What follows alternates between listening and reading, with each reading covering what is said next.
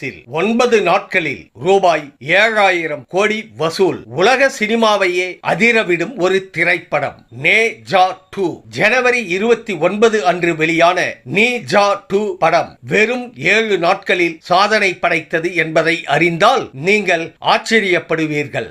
இதுவரை இத்திரைப்படம் 580 கோடி சீன யுவான், அதாவது இந்திய மதிப்பில் சுமார் 7,000 கோடி வசூலித்துள்ளது.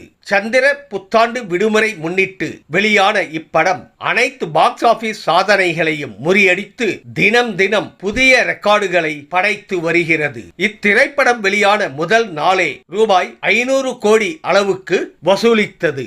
நே ஜா 2 அல்லது நே ஜா 2 என்றும் அழைக்கப்படும் இத்திரைப்படம் சீன அனிமேஷன் திரைப்படமாகும். பில்லியன் டாலர் கிளப்பில் இணைந்த முதல் ஹாலிவுட் அல்லாத திரைப்படமாகவும் இது அமைந்தது.